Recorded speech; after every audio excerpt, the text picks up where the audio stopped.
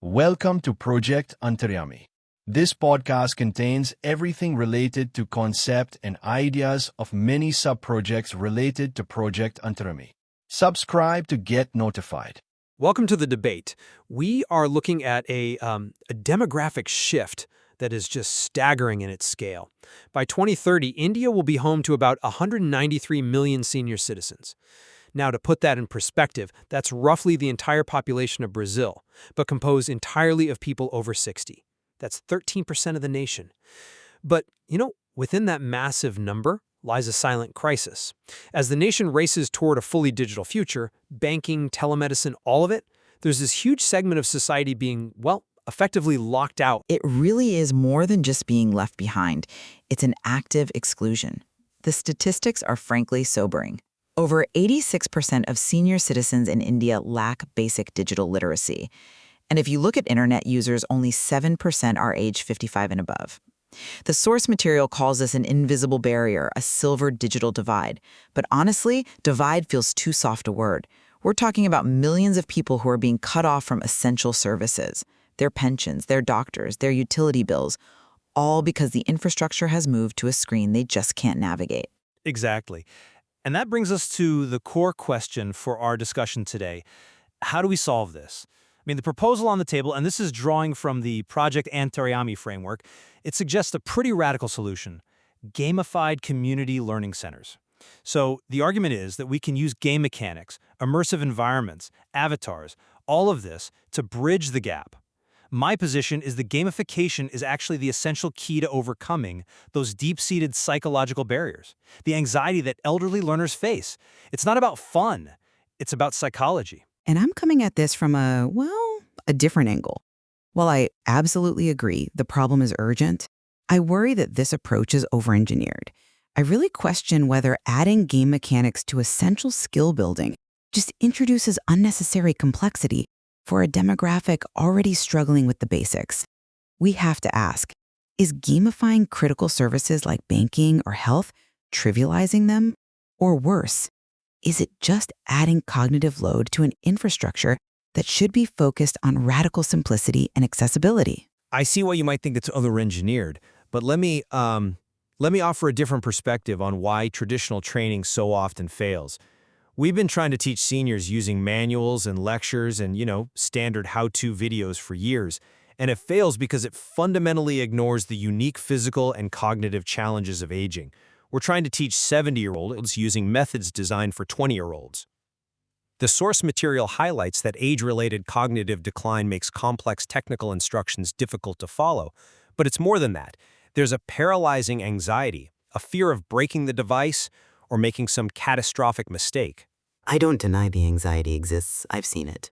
But that's where gamification is so transformative. It isn't about making it entertainment. It's about the feedback loop. Gamification works because it offers immediate feedback and progressive challenges. It transforms that fear into motivation. So when we propose this community learning center model, we're talking about creating a safe environment where technology becomes a tool for dignity and independence. The vision in Project Antaryami, it's not just about learning to click buttons. It's about integrating this digital literacy with holistic wellness, like yoga and palliative care. It treats the whole person, not just the user. That is a compelling vision, and I do appreciate the holistic angle. But let's look at the reality on the ground. You mentioned the physical challenges. The material lists them: small text sizes, poor contrast, complicated interfaces. These are major hurdles.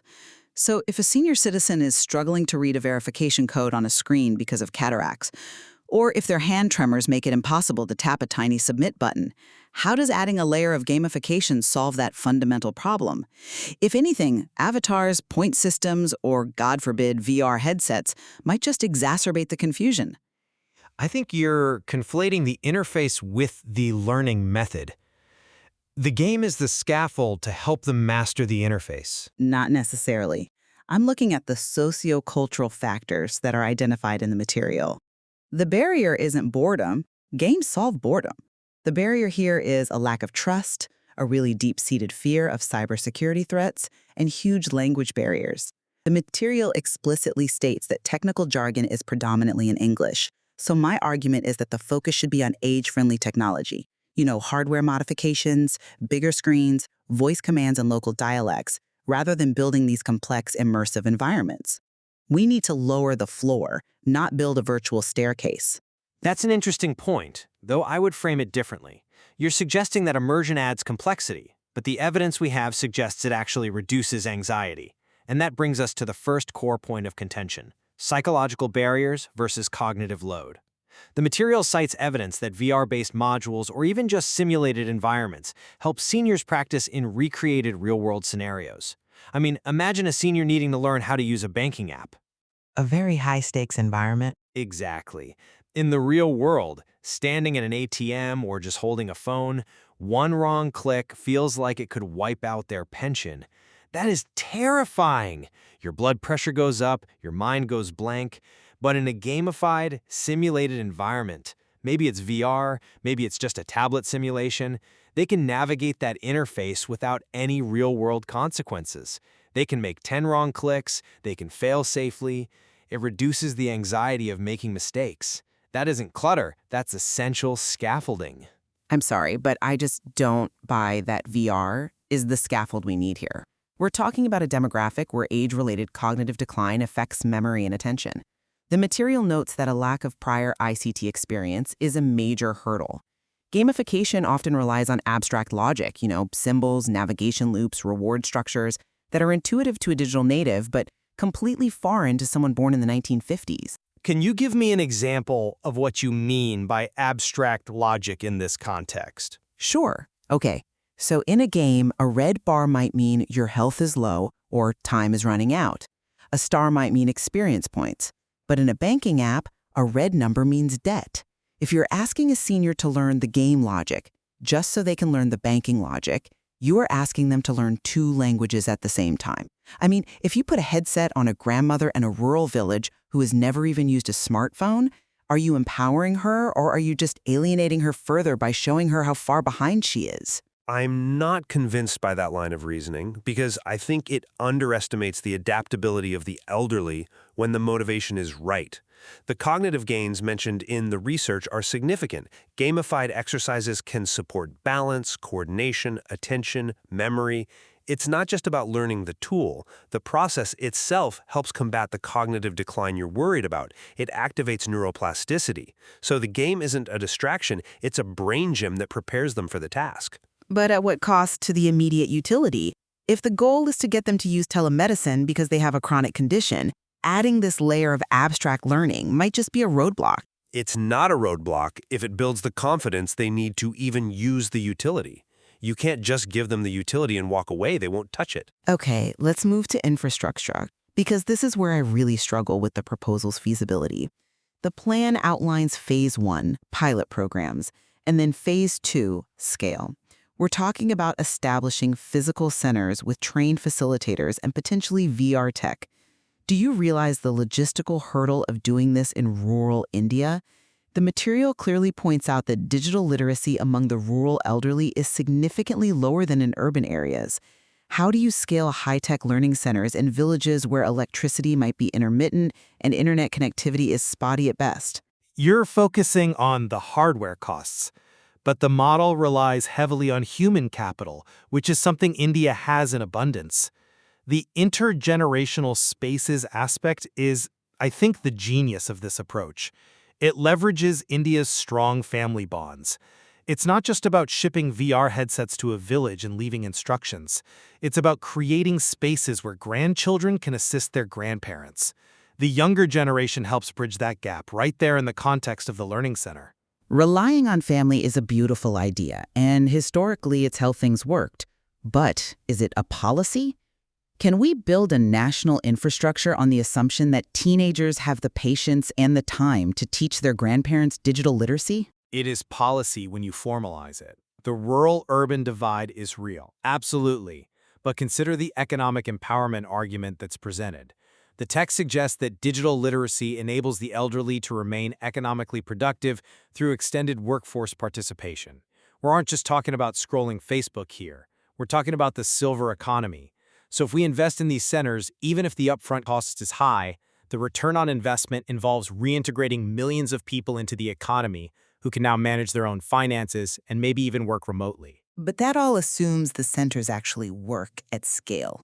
You mentioned trained facilitators. The material calls for volunteers who can build emotional connections.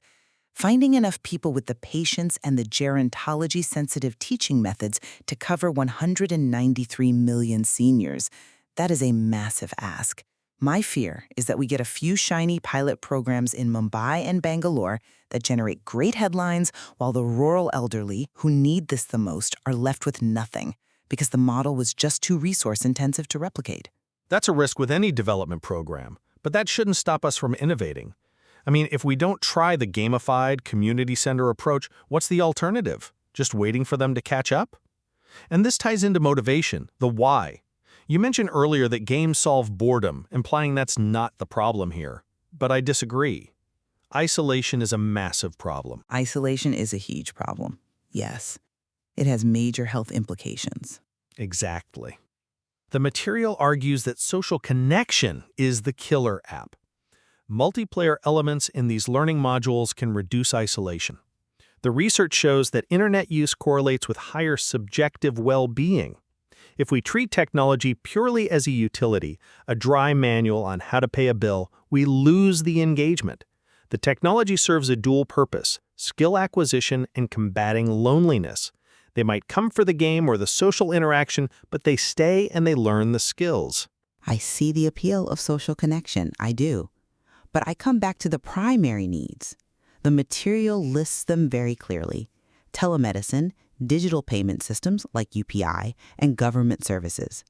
If a senior citizen needs to see a doctor, they need a simple button. They do not need a game loop. They do not need to collect points.